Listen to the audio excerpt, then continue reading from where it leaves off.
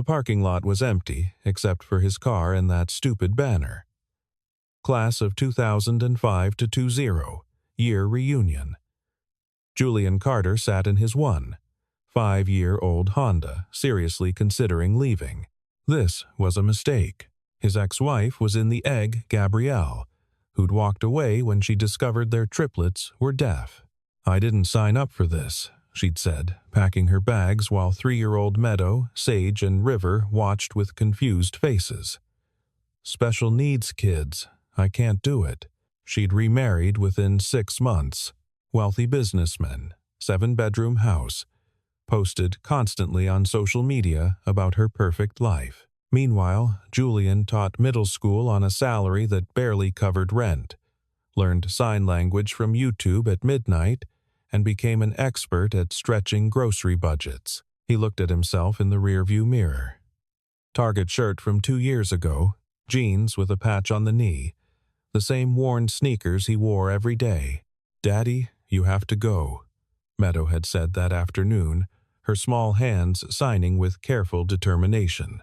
"You deserve to have fun. We'll be good for the babysitter," Sage had promised. But then the babysitter canceled. Emergency. No backup. So here he was, 3, 7-year-old daughters in matching dresses in the back seat, signing excitedly to each other about the fancy party. "Are we going in, Daddy?" River signed. Julian looked at his daughters, his beautiful, smart, deaf daughters who taught him that love transcended sound, who communicated in a language his ex-wife had refused to learn. "Yes," he signed back. "We're going in." He had no idea that walking through those doors would change everything, that the woman who tried to destroy him would be waiting inside, that another woman, someone he'd never really noticed in high school, would be watching, and that one moment of unexpected kindness would transform 4 lives forever. Before we continue, please tell us where in the world are you tuning in from. We love seeing how far our stories travel. Julian unbuckled his seatbelt, then turned to help the girls out of the back seat. They stood in the parking lot, 3 identical 7-year-olds with blonde, curly hair and bright blue eyes, wearing the nicest dresses he could afford from the thrift store. Purple for Meadow, pink for Sage, blue for River. "Remember the rules," Julian signed to them. "Stay close to Daddy. If you need anything, tap my arm. And if people stare, smile and wave." All 3 girls signed in unison, their shoulders shaking with silent giggles. Julian had taught them that years ago. People stared at deaf children. It was a fact. But the girls had learned to turn curiosity into friendliness, to show the world that being deaf didn't make them less. They walked toward the entrance. The gym had been decorated with balloons and streamers, a banner proclaiming, "Welcome back, Jefferson High Class of 2005. A DJ played music Julian could hear, but his daughters couldn't, though they could feel the heavy bass vibrating through the gym floor, an uncomfortable sensation that made Sage shift closer to Julian's leg. The moment they walked in, heads turned. Julian felt the weight of those stares. A single dad with 3 children at a reunion. The whispers started immediately, though he couldn't hear the words over the music. "Julian Carter. Is that really you?" He turned. Thomas Winters, former basketball captain, now wearing an expensive suit that probably cost more than Julian's monthly rent. Thomas's smile was wide genuine, the kind that came from someone who'd never struggled a day in his life. "Thomas. Hey, good to see you, man. It's been forever." Thomas's eyes dropped to the 3 girls holding Julian's hands. "And who are these beautiful ladies?" Julian felt the girls tense slightly. They'd learned to read body language better than most adults, a skill born from not being able to hear tone of voice. "These are my daughters, Meadow, Sage, and River. Triplets. That's amazing." Thomas knelt down to their level, speaking directly to them before he realized. "Hi there, I'm Thomas. I went to school with your dad." The girls stared at him, uncomprehending. Thomas's smile faltered as he understood. They hadn't heard a word. Julian signed quickly, explaining who Thomas was. The girls relaxed slightly, offering small waves. Thomas stood, lowering his voice. "They can't hear at all." "They're profoundly deaf," Julian said simply. "They wear hearing aids that help them detect some environmental sounds, loud noises, vibrations, but they can't distinguish speech. We use sign language to communicate." "Oh, wow. That must be challenging." Julian had heard variations of this his entire life as a single father. The sympathy, the assumption that his life was hard, tragic, something to be pitied. "It's different," Julian said carefully. "But they're amazing kids, smart, funny, kind. Being deaf doesn't change that." Of course. Thomas shifted uncomfortably. "So, you're still teaching, right? I remember you always wanted to be a teacher." "Yeah, middle school English over at Riverside." "That's great, man. Really noble work." The word noble always meant underpaid. "I'm in real estate development now. Just closed a deal on a commercial complex downtown. 20 million. The number hung in the air between them like a challenge. "Congratulations," Julian said, meaning it despite the familiar sting of comparison. "Thanks. You're married, kids, obviously, but divorced for years now." "Just me and the girls." Thomas's expression shifted to one of genuine sympathy. "Sorry to hear that, man. Single parenting with 3 kids. I can't even imagine." Before Julian could respond, he heard it. That voice, the voice that had once whispered, "I love you," and later said, "I can't do this anymore." Julian, oh my God, Julian Carter. He turned slowly, his stomach dropping. Gabrielle stood 10 feet away in a designer red dress that probably cost more than Julian spent on groceries in 6 months. Her dark hair was styled perfectly, diamond earrings catching the light, makeup flawless. She looked like she'd stepped out of a magazine spread on women who have it all. Next to her stood Preston Walsh, her husband, older, distinguished, the quiet confidence of old money and family connections. Preston Walsh, CEO of Walsh Industries, worth an estimated $40 million according to the business profiles Julian had tortured himself by reading. "Gabrielle," Julian managed, his voice coming out steadier than he felt. She moved toward him, her perfume expensive and overwhelming, kissing his cheek in a performance of friendliness. "You look exactly the same, still teaching at Riverside." The question wasn't innocent. She knew exactly where he taught, had probably checked his social media, cataloged his life, measured it against her own success. Yes, still teaching. How sweet. Her smile was sharp, calculated. "Preston, this is Julian, my ex-husband. We were married," for she paused as if trying to remember, though Julian knew she remembered every detail. 3 years for 5. Julian corrected quietly. "Riff feels like a lifetime ago." She finally looked down at the 3 girls who'd moved closer to Julian's legs, their small hands gripping his jeans. "And these must be, oh my God, are these Meadow, Sage, and River?" Julian said, his hand moving to rest protectively on Meadow's shoulder. "There's 7 now." Gabrielle's face went through several expressions in rapid succession. Shock, recognition. Something that might have been guilt quickly masked this so big. "I can't believe it's been 4 years. For years since she'd walked away. For years since she'd seen her daughters. For years since she'd sent divorce papers with a note. I'm signing away all parental rights. Don't contact me." "Time flies," Julian said, voice carefully neutral. People were watching now, former classmates gathering, sensing drama, remembering that Julian and Gabrielle had been high school sweethearts, that they'd gotten married young, that something had happened though the details had been unclear in their small-town gossip mill. "They're so quiet," Gabrielle observed, tilting her head.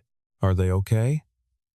The question was innocent enough, but Julian saw the calculation behind it. "They're deaf, Gabrielle. You know that." "All right." "Yes, of course." She touched her throat, diamonds glittering. "I'd forgotten." It's been so long since the lie was transparent. She hadn't forgotten.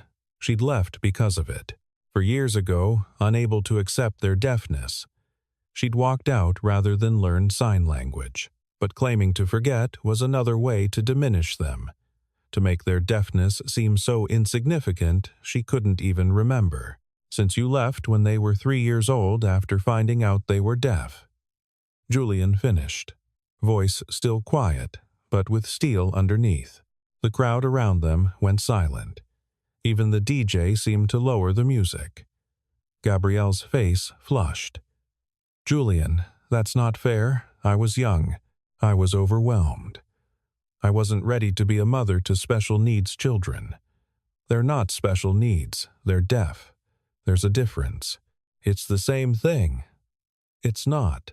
Julian's hand moved through signs as he spoke, translating simultaneously for his daughters who were watching with wide, understanding eyes.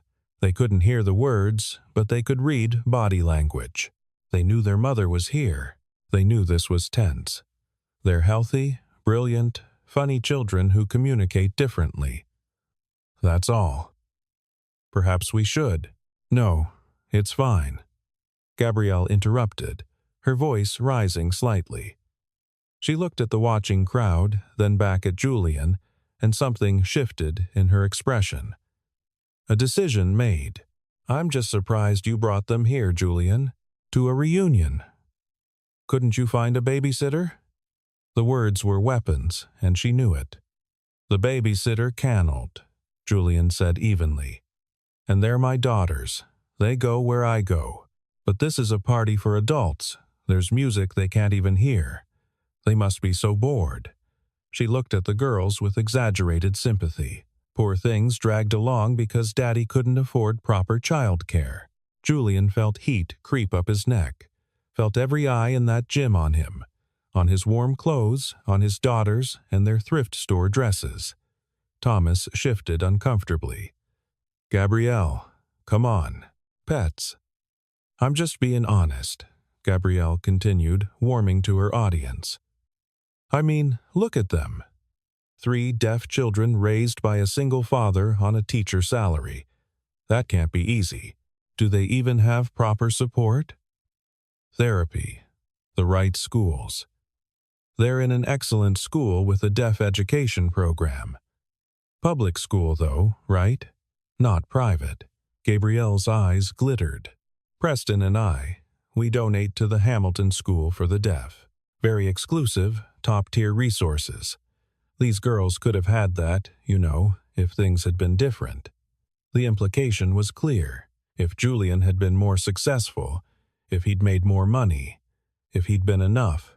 Julian opened his mouth, had no idea what to say, how to defend a life he wasn't ashamed of, but suddenly felt crushingly inadequate. How to explain that he worked 6 zero-hour weeks and still struggled to afford groceries, that he learned sign language from free YouTube videos at midnight because he couldn't afford classes, that he cried last month when the car broke down because he didn't know how he'd pay for repairs.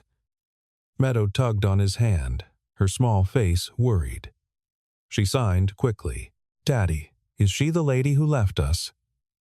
Julian's throat tightened. He nodded. Meadow looked at Gabrielle with serious 7-year-old assessment, then signed to her sisters. "She is mean eyes." Sage nodded solemnly. "Let's stay close to Daddy." River, the bravest of the 3, signed with determined hands. "We don't need her. We have Daddy. He's the best." Julian felt tears prick his eyes. His daughters protecting him even as they were being discussed, like problems to be solved. "I just think it's sad," Gabrielle continued, addressing the crowd now, playing to them. "I tried to stay. I really did. But special needs children require so much: the therapy, the equipment, the constant attention, and on a teacher's salary. She trailed off meaningfully. I had to think about my own well-being, my own future. Is that so wrong? Yes. The voice cut through the tension like a knife. Clear, firm, commanding attention. Everyone turned. A woman stood near the refreshment table. She'd been there the whole time, Julian realized, but so quiet he hadn't noticed. She was beautiful in an understated way. Dark hair pulled back simply, wearing an elegant but not showy navy dress. There was something familiar about her face, but Julian couldn't place it. She walked forward with quiet confidence, and Julian noticed something else. Her hands were moving, signing. "Excuse me." Gabrielle's voice had an edge.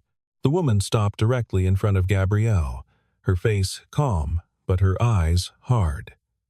I said, "Yes, that's wrong. Walking away from your children because their death is wrong. Who are you?" "Sophia Morrison. We went to high school together, though I doubt you remember. You were popular." "I was." She paused, smiled slightly. "Sophia Morrison." "I don't." "Of course you don't. You wouldn't have noticed someone like me. But I noticed you. I noticed a lot of things."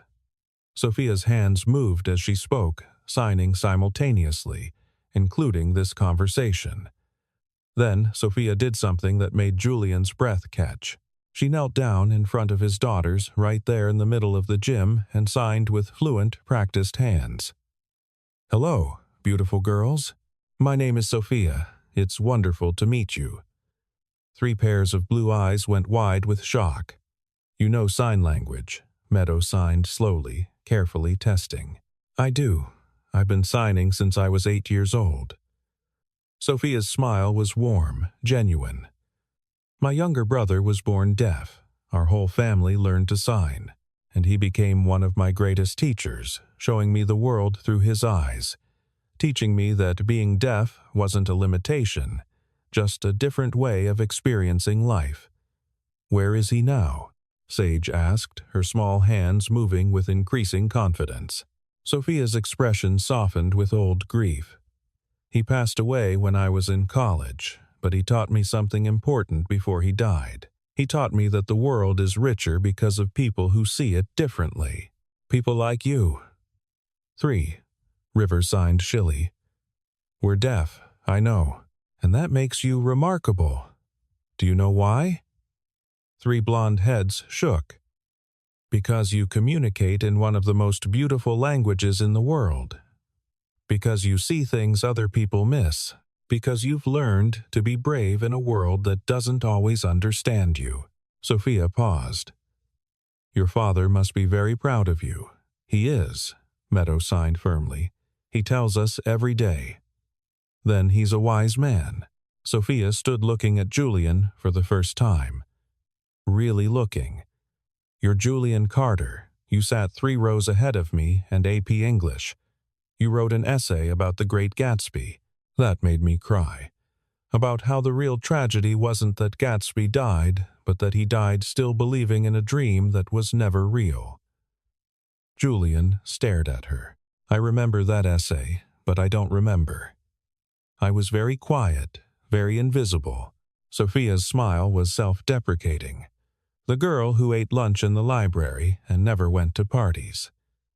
You wouldn't have noticed me, but you noticed me. Everyone noticed you, Julian. You were kind. You helped people. You actually cared about the words you read, not just the grades you got."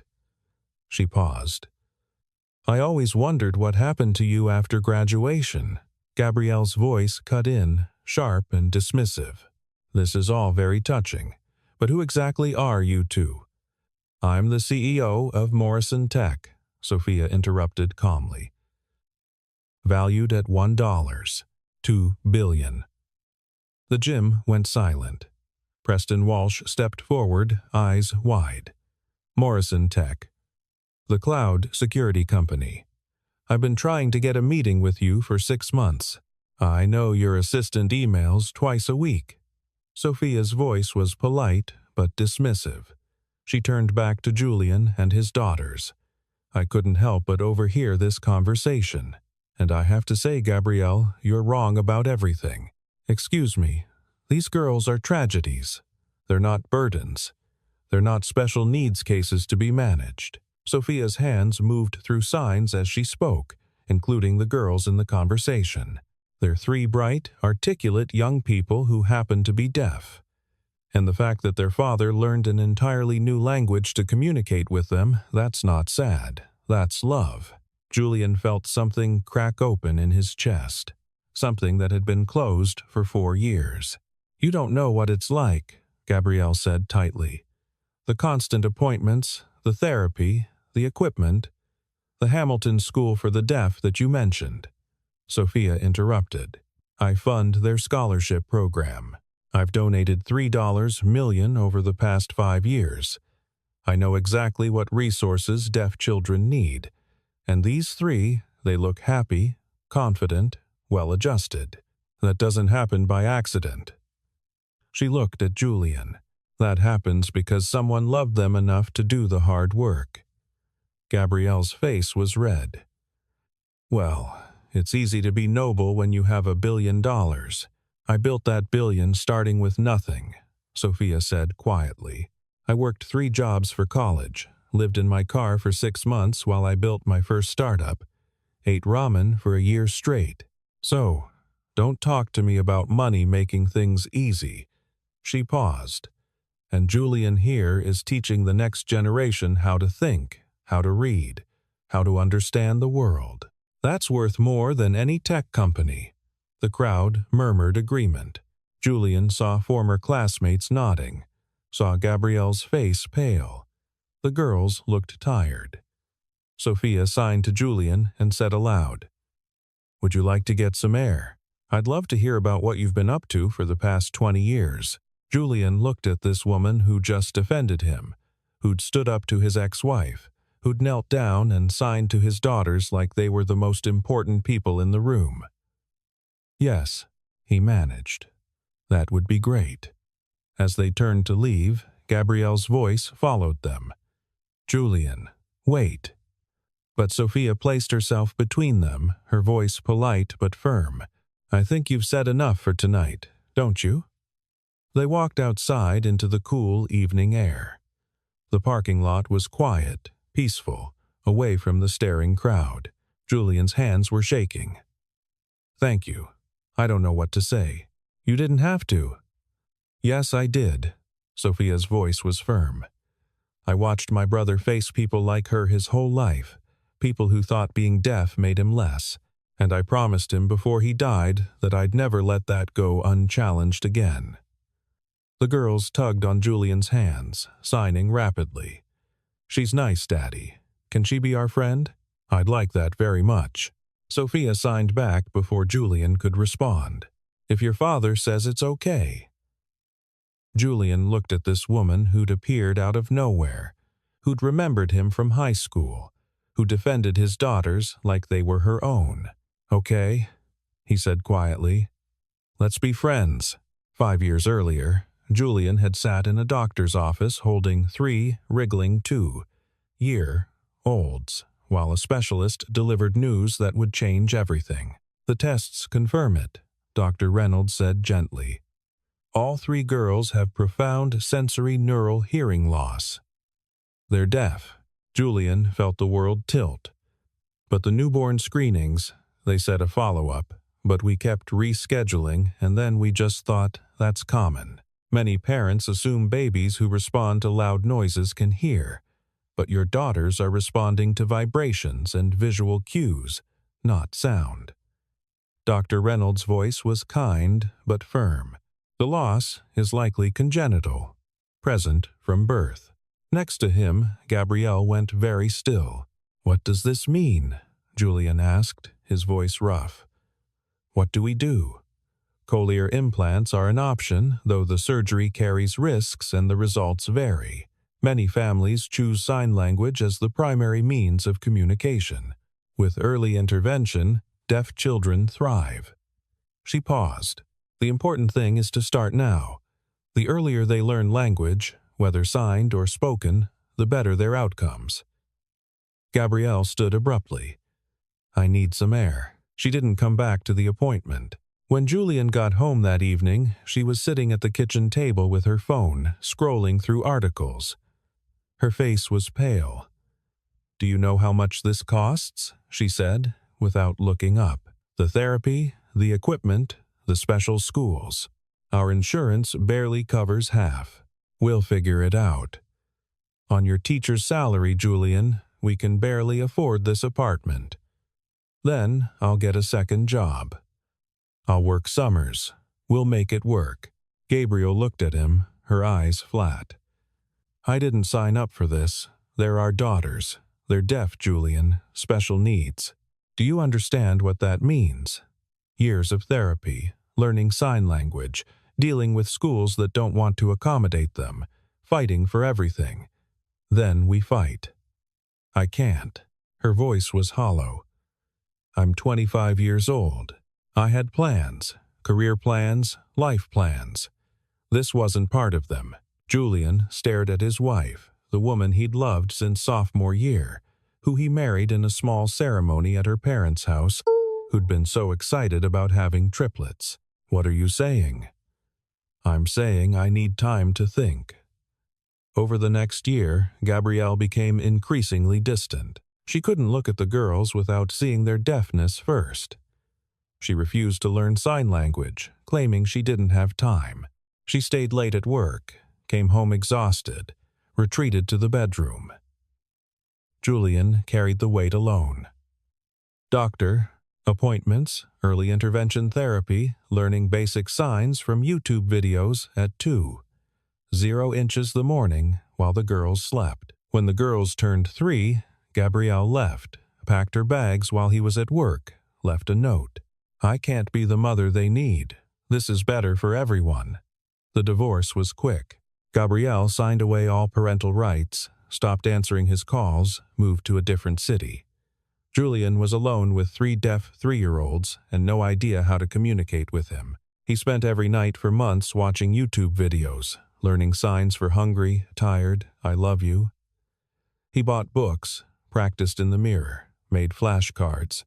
Meadow picked it up fastest. One morning, she signed more for the first time, and Julian cried with relief. Sage was more cautious, but eventually her hands started moving with confidence. River, the youngest by 3 minutes, was stubborn. She pointed at things, gestured wildly, frustrated that the world didn't understand her. Julian learned patience, learned that communication was about more than just words, that his daughters were learning to navigate a world not built for them, and they needed him to be steady. By the time they were 4, all 3 were fluent signers. By 5, they were reading at 2nd grade level. By 6, they were teaching him signs they'd learned from their deaf classmates, and the weekly deaf community events they attended, slang, regional variations, creative signs they'd invented with their friends. They were brilliant, funny, kind. They made up games in sign language, had entire conversations across rooms, understood things about people that Julian never noticed. But they also faced a world that saw them as broken. Teachers who spoke too fast for them to read lips. Other kids who called them weird. Parents who pulled their children away as if deafness was contagious. Julian fought every battle, attended every IEP meeting, made sure his daughters knew they weren't less than anyone. But some nights after they were asleep, he'd sit in his kitchen and feel the weight of doing it all alone. 20 years earlier, Sophia Morrison had eaten lunch in the library every day. She was the girl nobody noticed. Smart but quiet, existing in the spaces between other people's attention.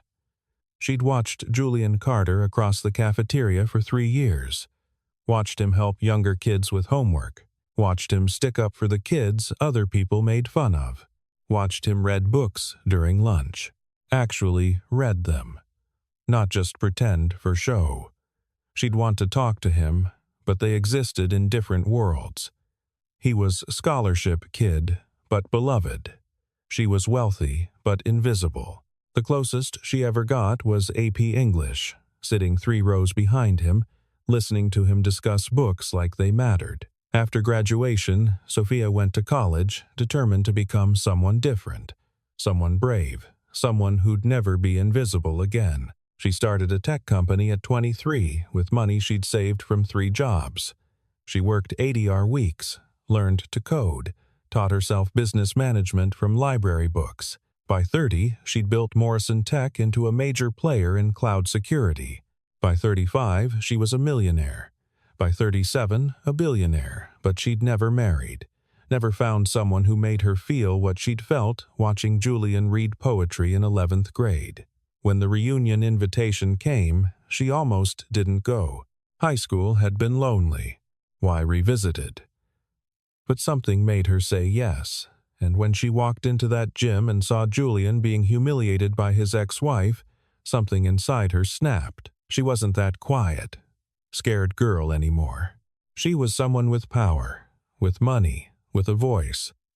She could help him. She was going to help him. The coffee shop was busy on Saturday morning. Julian sat at a corner table with 3 blonde daughters who couldn't sit still. "Is the nice lady coming?" Meadow signed for the 5th time. Soon, Julian signed back. What if she changed her mind? Sage worried. "She won't," Julian said with more confidence than he felt. The door opened. Sophia walked in wearing jeans and a simple sweater, hair loose, looking approachable and real. "Hi," she said, sliding into the booth and signing simultaneously. "Sorry I'm late. Traffic was terrible." "It's okay," River signed, her small hands moving carefully. "We saved your seat." Sophia's face lit up. "Thank you. That was very thoughtful." They ordered hot chocolate and coffee. The conversation flowed naturally. Sophia asked about school, about their favorite subjects, about what they wanted to be when they grew up. "I want to be a teacher like Daddy," Meadow signed. "I want to be a scientist," Sage announced. "I want to be a dancer," River signed, then added shilly. "Even though I can't hear music." "You can feel music," Sophia signed back. "Vibrations, rhythm. Some of the most famous dancers in the world are deaf. Have you heard of Heather Whitestone? She was Miss America, and she's deaf. She showed the world that being deaf doesn't limit what you can achieve." River's eyes went wide. "Really? Really? Being deaf doesn't limit what you can be. It just means you approach things differently." After an hour, the girls were thoroughly charmed. When they went to the bathroom together, Sophia turned to Julian. "They're wonderful. Really, Julian? You've done an incredible job. Thank you. They liked you. That's not common. They're usually cautious around new people. They've learned to be protective." "That's smart." Sophia paused. "Can I ask you something?" "Sure." "At the reunion, you looked like you were about to shatter. Like you believed what she was saying about you. Why?" Julian was quiet for a long moment. "Because part of me does believe it. I work 60-hour weeks and we still struggle. I can't afford the best therapies, can't give them the resources other kids have every month.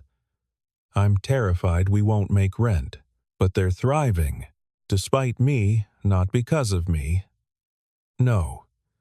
Sophia's voice was firm. "Because of you, Julian. I've donated millions to deaf education programs. I've met hundreds of deaf children. The ones who succeed aren't the ones with the most money. They're the ones whose parents actually show up, who learn their language, who fight men for them. That's you." Julian felt tears prick his eyes. "It doesn't feel like enough. It's everything." Sophia took his hand across the table. "And I'd like to help if you'd let me. I can't ask you to. You're not asking. I'm offering. Let me set up trust funds for the girls, for college, for therapy, for whatever they need. Let me be part of their lives." She paused. Let me be part of your life. Sophia, you barely know us. I know enough. I know you're kind. I know you're a good father. I know that 20 years ago you wrote about believing in dreams, even when the world tells you they're impossible. And I know I'd like to get to know you better." The girls came back signing excitedly about the fancy soap in the bathroom. Julian looked at Sophia, at this woman who defended him, who'd signed with his daughters like it was the most natural thing in the world, who was offering help without making it feel like charity. "Okay," he said softly. "Let's see where this goes." Over the next 3 months, Sophia became woven into their lives, not forcefully, not overwhelming, but naturally, like she'd always belonged. She came to Meadows' school presentation on planets, sat in the front row and applauded in the deaf way, hands waving in the air. She helped Sage build a volcano for science fair, spent an entire weekend in Julian's tiny kitchen making papiche, laughing when it exploded prematurely. She took River to a deaf dance performance downtown, watched her face light up as she saw deaf dancers moving to music. They couldn't hear, but felt in their bones the vibrations, the rhythm, the visual cues from other dancers. She never made Julian feel like a charity case. When she bought groceries, it was "I was at the store anyway." When she paid for new winter coats, it was "I found a sale." And slowly, carefully, something grew between them. One evening, after the girls were asleep, they sat on Julian's warm couch, drinking wine. "Can I ask you something?" Julian said quietly. "Always. Why are you really doing this, being here helping us? You could be with anyone. Rich men, successful men. Why a struggling teacher with 3 kids?" Sophia sat down her wine glass. "Because 20 years ago, I sat 3 rows behind you in English class, and I was invisible, and you were the first person who ever made me feel seen." "I don't remember." "You wouldn't. It was small." She smiled. "I dropped my books in the hallway. Everyone stepped over them. You stopped, helped me pick them up, asked if I was okay. 30 seconds of your life. But it was the first time anyone at that school had looked at me like I mattered." Julian's throat tightened. "That's why you're here. Because of 30 seconds, 20 years ago. I'm here because that 30 seconds told me who you were. Someone kind. Someone who saw people others overlooked." She took his hand. "And now watching you with your daughters, seeing how you've built a life based on love instead of money, it confirms everything I believed about you. Sophia, I'm falling in love with you, Julian. I have been since I walked into that reunion and saw you standing there, trying so hard to be brave." Her voice shook slightly.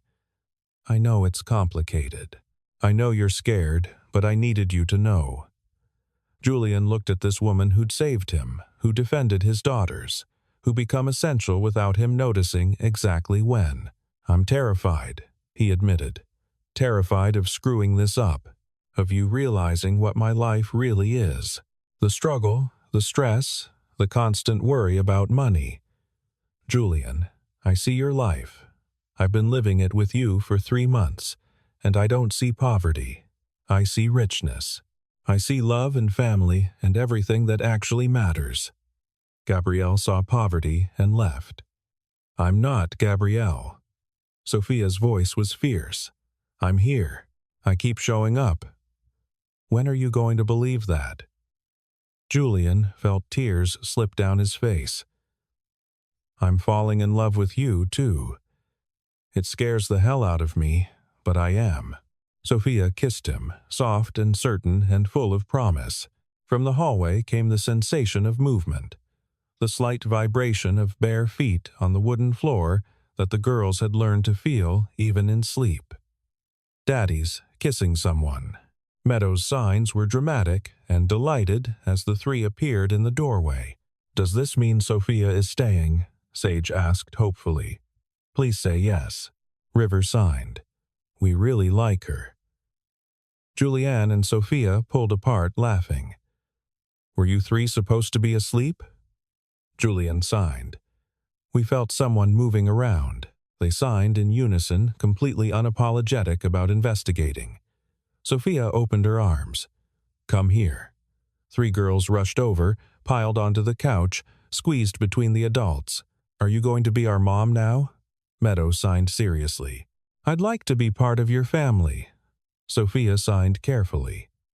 "If that's okay with you 3, but I won't try to replace your birth mother.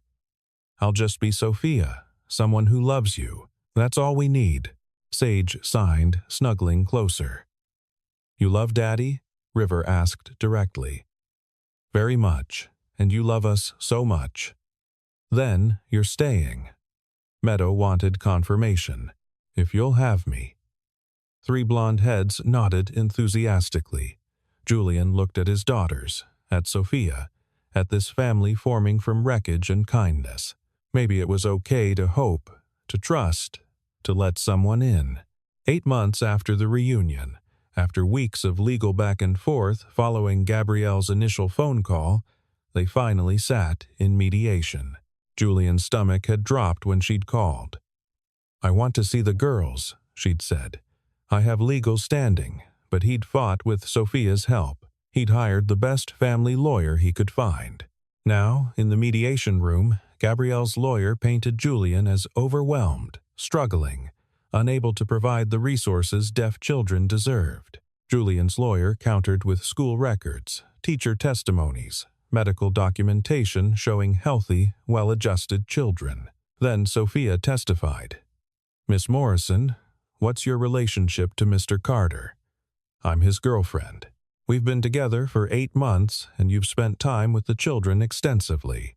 I see them 3 to 4 times a week, help with homework, attend school events, have dinner with the family. Tell us about the girls." Sophia looked at the mediator, then at Gabrielle. They're thriving, happy, confident, articulate. They know they're loved. That's what matters most. But Mr. Carter's financial situation is stable. He works hard, provides for his daughters, and doesn't measure success in dollars. I've set up trust funds for all 3 girls. College, therapy, whatever they need. They want for nothing. "You've set up trust funds?" "Yes. Because I love them. Because I love Julian. Because family isn't about biology. It's about who shows up." Gabrielle's lawyer objected. "Miss Morrison has only known these children 8 months. That's hardly. 8 months of showing up every day is worth more than 4 years of absence." Sophia interrupted. "I've been to more of their school events than their biological mother attended in their entire lives." The mediator looked at Gabrielle. "Missus? Walsh, why now? Why are you seeking custody after 4 years of no contact?" Gabrielle's composure cracked. "They're my daughters. You signed away all parental rights. I was young, scared.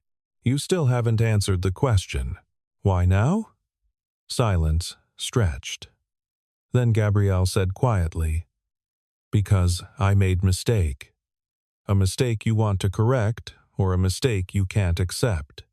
The mediator's voice was gentle but firm. "Mrs. Walsh, I've seen your social media. You post extensively about your perfect life. Never once have you mentioned 3 daughters in 4 years. You never sent a birthday card, never called, nothing. That's not a mistake, that's a choice. I want to be part of their lives now." "What do you want?" the mediator interrupted. "Is to rewrite history, but we can't do that. These girls have a father who learned sign language, who fights for them every day, who built a stable, loving home. I won't disrupt that." The ruling came 2 weeks later. Custody remained with Julian. Gabrielle was denied visitation unless the girls requested it. The judge noted that forcing a relationship with an absent parent would be harmful to children who'd already built a stable life. Outside the courthouse, Gabrielle stopped them. "This isn't over." "Yes," Julian said quietly. "It is. You made your choice 4 years ago. You chose comfort over your children. That was your right.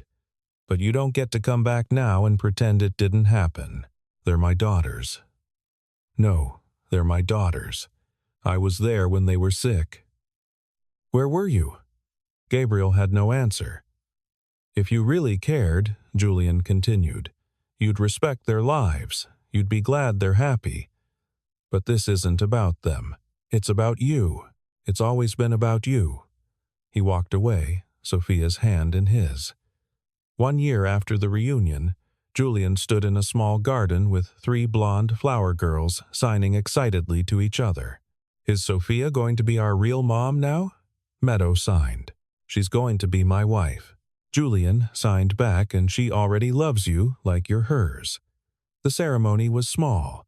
Close friends, family, and a deaf interpreter ensuring everyone could follow along. When Sophia walked down the aisle, Julian felt tears slip down his face. She'd stayed through custody battles and financial stress and all the messiness. She'd stayed. "Sophia Morrison," Julian said, hands moving through signs. "A year ago, you saved me when I felt worthless. You've loved my daughters like they're your own. I promise to love you fiercely, to be your partner in everything, and to never let you forget how extraordinary you are." Sophia was crying as she signed her vows. Julian Carter. 20 years ago, I fell for a boy who saw beauty in words. Now, I marry the man he became. You are the kindest person I know. I promise to stand beside you, to love your daughters as my own, to build a life that's rich in every way that matters. I now pronounce you're married. 3 blonde girls cheered, signing finally with exaggerated relief. At the reception, the girls gave a joint speech. Daddy was sad after our birth other left. Meadow signed. But then Sophia came and made him happy again. She makes us happy too, Sage added. So, today we're making our family official. River finished. And that's the best thing ever. There wasn't a dry eye in the room. 3 months later, Sophia came home with a house listing for bedrooms, a yard, accessible features for deaf children. "We can afford this together," she said firmly. "Let me give us a real home." They moved in 2 months later. Julian stood in the backyard. His backyard. Feeling something he hadn't felt in years. Security. Sophia wrapped her arms around him, happy. Terrified. This feels too good. It's real. Stop waiting for it to disappear. 2 years later, an envelope arrived from Gabrielle. A check for $75,000 and a note. "Child support I never paid. Use it for the girls. I'm sorry.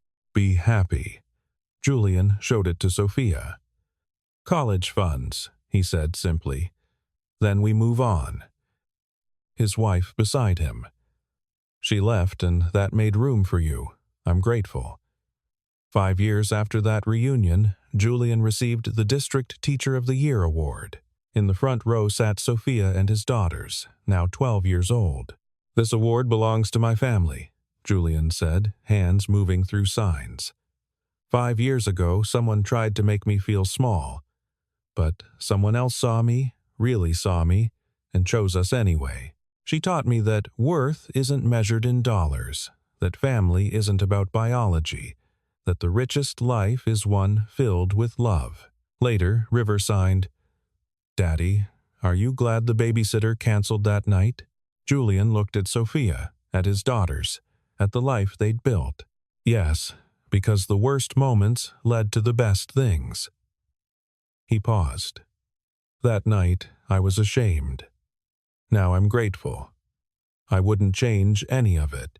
They drove home to their house, filled with laughter and love. Julian thought about the man he'd been 5 years ago.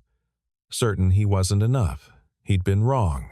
He'd always been enough. He just needed someone brave enough to see it. If this story touched your heart, don't let it end here. Remember that presence is the greatest gift you can give. That seeing people, really seeing them, can change their entire world. That the smallest gesture of attention can heal wounds you didn't know existed. Subscribe and be part of our Heart Echo Stories family. where every story reminds you that the most important moments aren't measured in dollars, they're measured in love. And if this moved you, share it, because sometimes sharing hope is the kindest thing we can do.